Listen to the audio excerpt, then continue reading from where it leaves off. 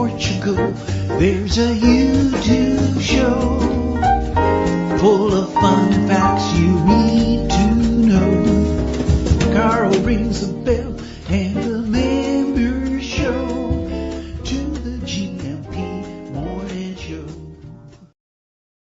Hola, boa noite. It's good to be here. It doesn't seem like 12 hours since I was last here. Well, maybe that's because I was here 12 hours ago on the early shift on the Good Morning Portugal show, 8 in the morning. In case you didn't know, between 8 and 9 now every weekday morning. And this evening, we're talking about expat influence and impact, something that's been very important to us here at Good Morning Portugal since we started. And it would appear maybe now it's an idea whose time has come, because there seem to be more people talking about how expats, particularly the veterans of the corporate world and those with some experience and world knowledge and business knowledge under their belts, can help the young entrepreneurs, well, not just the young entrepreneurs, but anyone in business here in Portugal. But I think especially, maybe it's the young entrepreneurs who might be most welcoming and interested in that sort of support, where the two cultures might work together. The veterans of the corporate world previously working with the startup-minded young and entrepreneurs of Portugal here. So that's a lovely marriage, and that's an idea which we've loosely entitled the Expat Angels Network. And we've been talking about it for a couple of years now, and I get the sense that maybe something can happen with our mastermind team here and others across the whole expat network and community here in Portugal. Good evening to you, Gemini. Thanks for joining us this evening.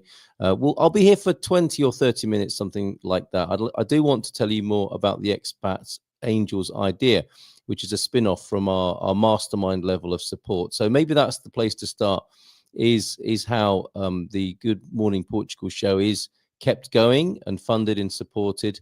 And there are basically two levels of support. The first is a contribution, a monthly contribution, which gives you access to the Portugal Club behind the scenes. And we've got others joining us behind the scenes as well. That's fantastic, who may indicate to me to join me live on the live stream. But we'll be having a chat with our mastermind buddies from 8:30 for sure, in a more private setting. But let me just show you a little bit, if I may, about the ways that the Good Morning Portugal show is supported at the moment. Let me just put this onto the screen so you can see it, and I will also give you the link so that you can do that yourself if you want to. And I do thank all of you who've seen that this is a way to support what we do, Good Morning Portugal, and have gone ahead and done that. So thank you very much, first and foremost, to all of you who support the show and our collective endeavor in all of its manifestations, including the great party that we had on Saturday night, which was great fun. But people support this endeavor in so many different ways. And the most basic way to support the show financially is through our coffee.com/GMP, which you can see on the screen now. And there is a €9 monthly subscription support. That's the basic level, and that gives you access. Well, not only are you supporting the show and helping us grow, but you're getting access to the Portugal Club resources, which are our private community and our classroom, which you will find at theportugalclub.com. And this is where the Expat Angels come in. And I think the idea whose time has possibly come now, after a couple of years of talking about it. You'll see here that the mastermind level of membership for Expats Portugal, which really is I think probably most appealing to people who are professionals, who are businesses, and who see themselves as change makers and who want to make some sort of significant contribution as an expat to life here in Portugal and the culture. And that's our mastermind level, as you can see there. So all the Portugal Club benefits, and of course you'll be helping to support our crowd-funded Good Morning Portugal endeavor. And at that level, you will be joining the Expat Angel Project team, not only for the Expat Angels Project, but generally speaking, people who want to make more of an impact and support us at the highest level have done so there. And I am very grateful to anyone who's done that and supported us along this journey here. So coming into specifically the Expat Angels idea and project, which I say we've been talking about for I think, a couple of years now, and we've been drafting missions and visions, and even thinking about whether it's the right name or not. Those things are probably less important than the idea of what we're trying, just of what we're. Thank you for your messages behind the scenes as well here this evening. Thank you for your PMs that I'm receiving. Yeah, we have been talking for a couple of years behind the scenes about this, and we're not attached to the name of it. We're not attached to the mission or vision that we've come up with, which was a draft. But we are very keen on the idea itself, that the theory of expats, immigrants, foreigners, call them what you will, and let's not get hung up on those names either. But the idea of people who've come to this culture, who love being here in Portugal and want to give something back from their experience, from their passion, from their expertise. So what I'd like to do is play a little bit of an interview that I did, I think it was about a year ago, with Raquel, who's one of our Mastermind team here, who helps shape the future of Good Morning Portugal. And this is a conversation that I had with her, probably about 12 months ago, when we were really drafting up the mission and vision in a small group. And you can join that group if you want to take this idea forward. So here's some of the conversation that I was having with Raquel. I mean, certainly, folks, if you're watching and you want to start a business, if you're biz curious here in Portugal, then certainly ask questions about how to go about doing that with Raquel here. I'm going to have to close WhatsApp and open it up again, because there's something I want to share with you. Yesterday evening, as part of the Portugal Club that we do on a Tuesday night, we reopened the conversation about the Expat Angels, which is a working title, it has to be said. It might not be called that in the long term. But the idea, a long time ago, actually, was to look at helping young Portuguese entrepreneurs with, there are interesting things that, excuse me, that people find out when they come and work with Portuguese companies. It's a different way of doing business. And there's this great startup scene, and there are a lot of youngsters as well who want to do things a little bit differently. They're inspired, I think, by some of the American ideas of startup culture, and you see some very exciting things happening with that. So we thought some time ago that we would start this Expat Angels idea to bring together not only the capital and funding of some foreigners who are coming over, who see some great ideas here and want to invest in those companies, but also the experience and acumen. If you imagine you've got a young Portuguese entrepreneur starting out in their career with some really exciting ideas, and then we've also got perhaps a retiree coming to Portugal who's been working in the corporate world or as an entrepreneur themselves.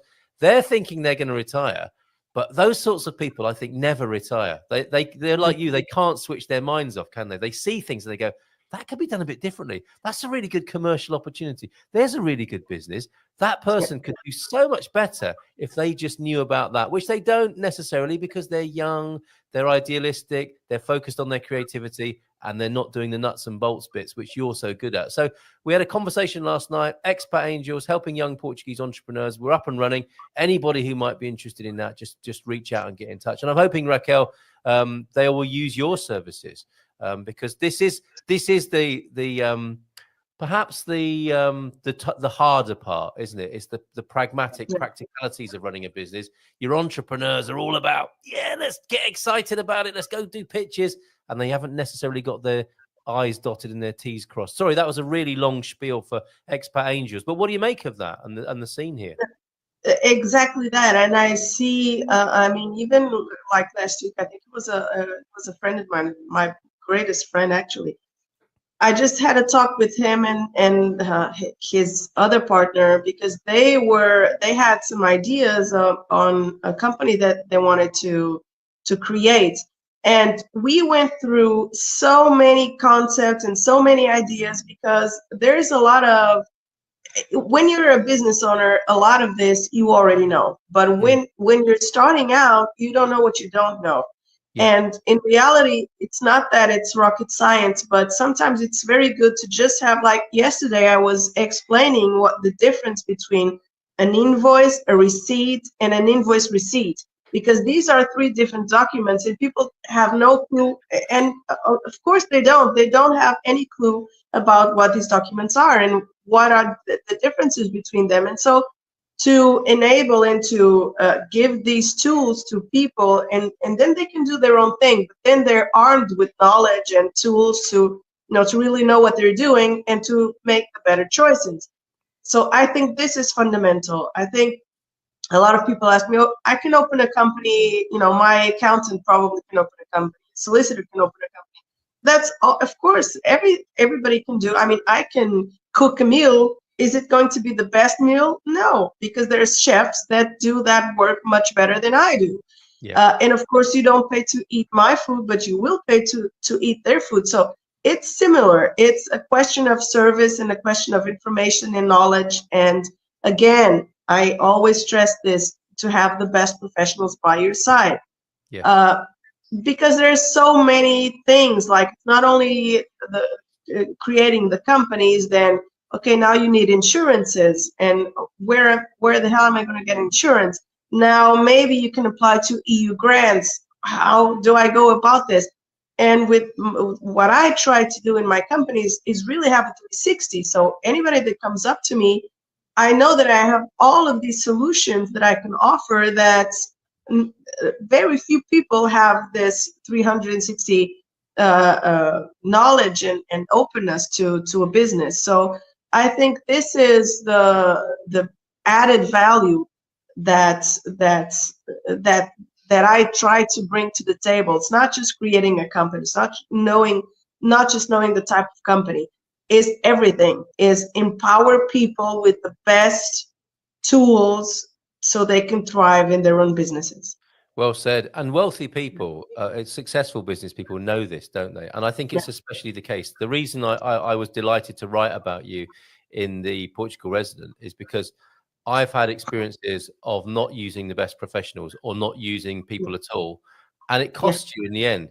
It costs you money. It costs you in fines, potentially, because the government take a very dim view of you not meeting your responsibilities.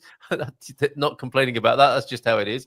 And then if you look at it from the other side of the equation, if you have employed and utilized good professionals, if the value they add, they will actually pay for, or their services will get paid for in your increased profitability if this is going well. That's a really good marker to bear in mind. And that said, it is a big leap to go from being a sort of one-man brand, self-employed person trying to do it all yourself, and having that stretch of bigger overheads and growing up into collaboration with people and working in a team-based way is a big stretch. But I can't think of any substitute for it, Raquel. You can't shrink your way to greatness. I think, one of these business gurus said, you can't cut corners with these things, can you? Because it will cost you in the end. I don't know a way around it. No, and the way it's like a learning curve.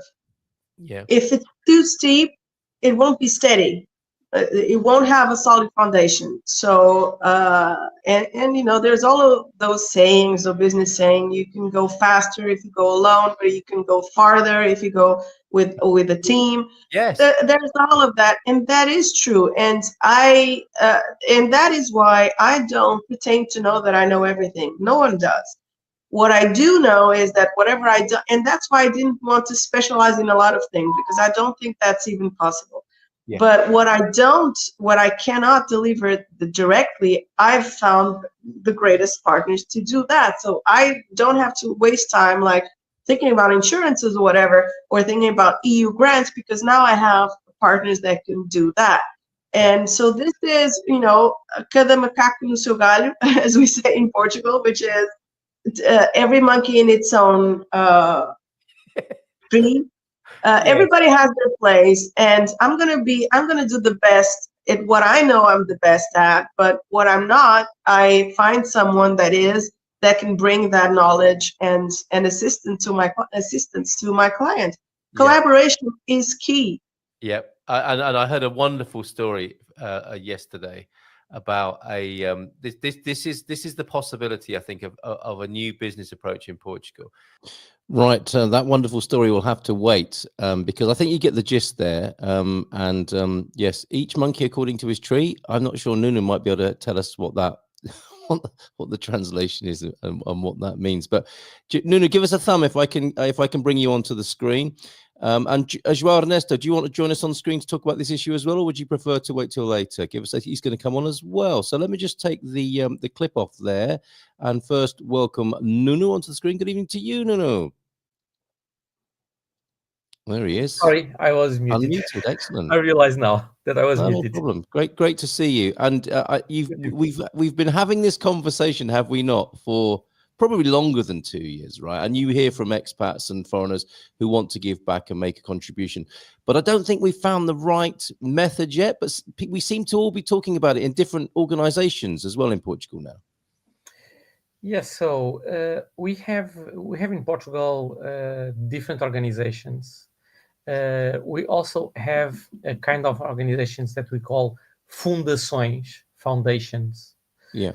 That usually is a way that wealthy people just uses these organizations to put some properties there, so it's not very clear. But there are fundações working well and doing well, a good work. Okay, but yeah, it's curious that even though that we hear sometimes that our economy is performing not so well as the year before or so, it's not the actual situations, but we heard these like 2 years ago, yeah, or last year.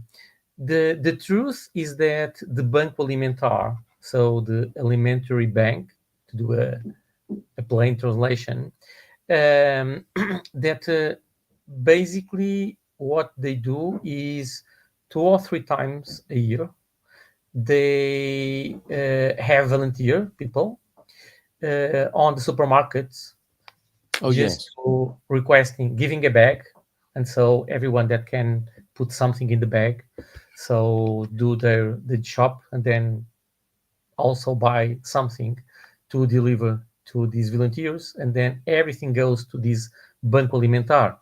And the amount of usually it's goods, okay, goods with a lifetime, an extended lifetime, like pasta, rice, beans, this kind of stuff. Oil, also oil. So the value of this, of the amount that the people just give, it's becoming growing and growing.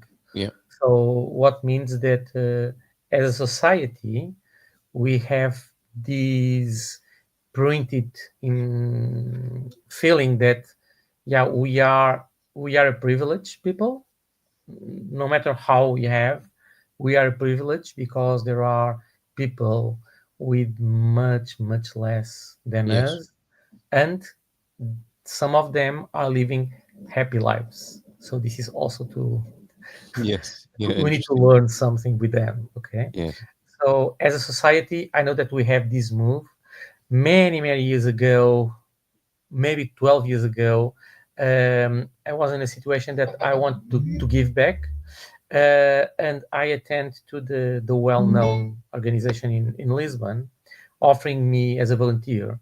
And what surprised me were 2 things. First, they don't have place for anyone else. They are full of volunteers, which I appreciate. Okay. And then that I will be, they put me on a list, but a privileged list, because they have many more women than men. Oh, okay.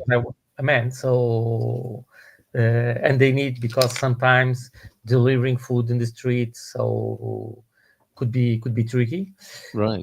So this is the 2 things that surprised me. First, we have a lot of people doing volunteering and offering, and then that women are more tuned with these than men. Yes. Yes, very interesting. Yeah. But that goes to show, doesn't it, that we already are coming into a culture which values volunteers, and there is a sense of social justice.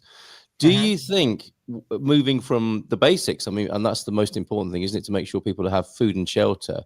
Do you think there's space for this expat angels idea to be moving, or not moving? That must persist, you know. And I'm sure a lot of expats would want to be involved in the food bank. And when they are given a brown paper bag when they enter the supermarket, that's what it's for, as Nunu said, to put some non-perishable goods in for people who are in need. Can we extend that as well, though, Nunu, to include knowledge? And I'd love to bring on John, if I may, as well now, because I think John is in that sort of position where he has been supportive of this idea, and he might give us a perspective as well. But could it be? Hi, John. Good to see you. Hey. Hello, Hi, John. thanks for being here tonight. Thank you very much for joining us.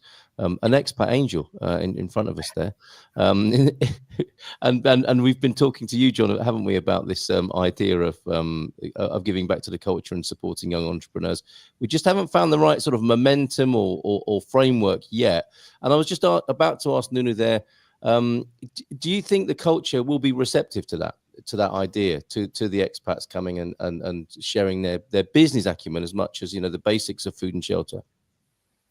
Okay, so I have a personal approach toward this topic, which is, yes, giving back just money or food or whatever. It's easy. It's just a question of, okay, I have 20 euros or 20,000 euros, no matter the amount, and I just give back.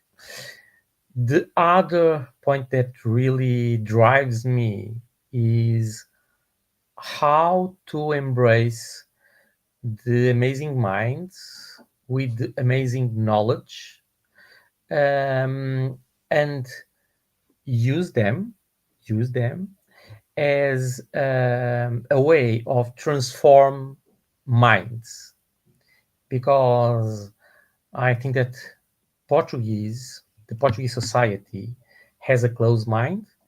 The Catholic pressure could had a say on this. Also, the dictatorship. But I think that this is a Portuguese way of living. So yeah, we handle with. We don't need to plan, so we are living day by day, and everything's go well. How are you doing? Oh, you know. So we don't have I'm okay.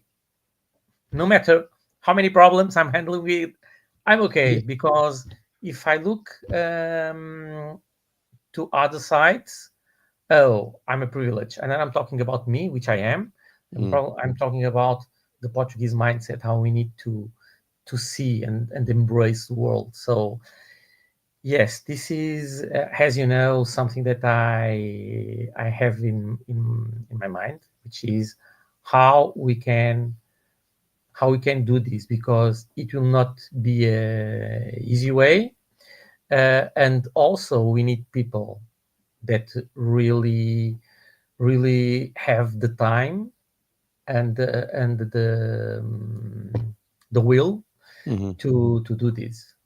So, and it might be a bit more strategic and empowering than the sort of daily needs of people. And we obviously need to work with you to understand that mindset that you were just talking about. John, have you got any comments on this from what you've heard so far? Not well. I'm a much more of a practical mindset kind of guy. And I'm always afraid with efforts like this that we end up getting a little bit too philosophical and idealistic about things, use fancy words. Guilty as charged. And, you know, I like the idea of keeping it simple and not overthinking it, and coming up with some simple things to do initially. We can build upon, and we keep it, you know, at a, I don't know what the level is that we want to come up with, but if we come up with some number like 1,000 each or something, and then pick a particular worthy individual or business that we would then basically invest in and help to see.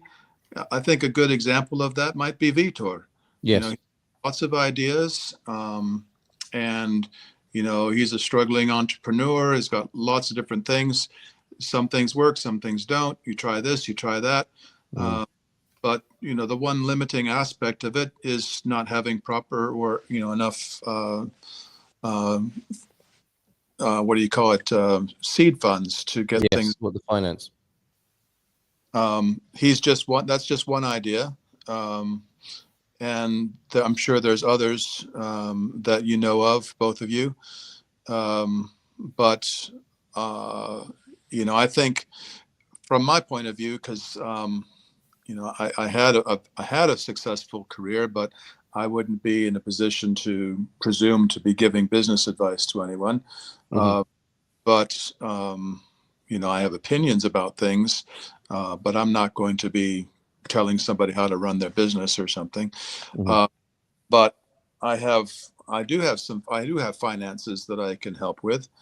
But I think the problem with making things a little bit too philosophical or complicated is then everybody's got different opinions about things, and you end up with I think one of the connection or the link that you provided with I think to what was it, the Portugal News? Yes. Talking about not being afraid to do what seems nonsensical and silly or whatnot, and I'm like, well, let's not go there first, right?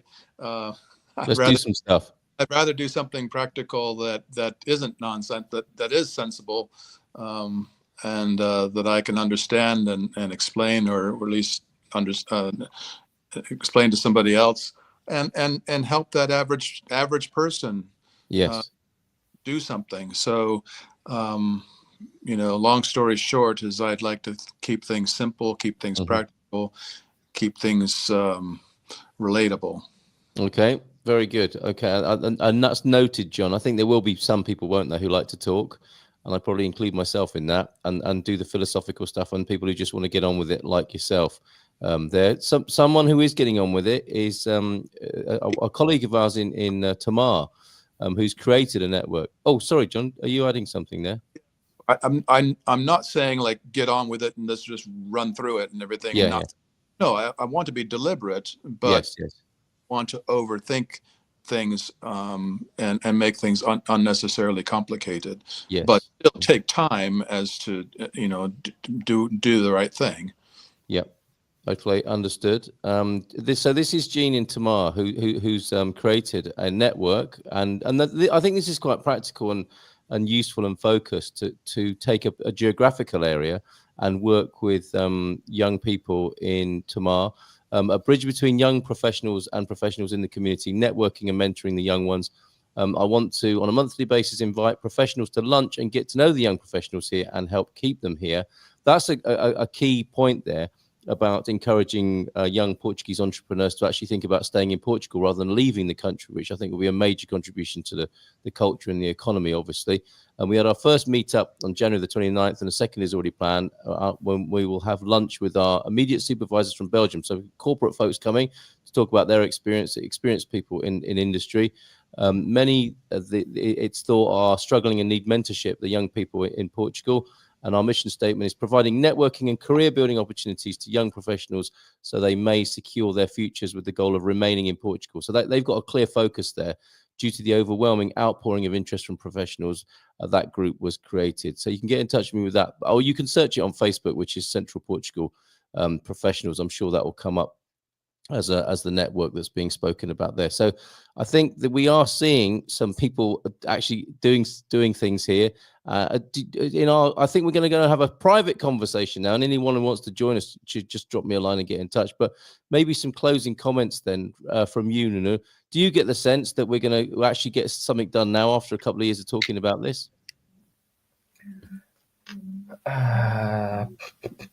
I'm sure that we are doing something, and the reason why I'm sure is that I have anticipated 8 months regarding what I was planning on Right. this subject. So we start to do something very little, not nothing.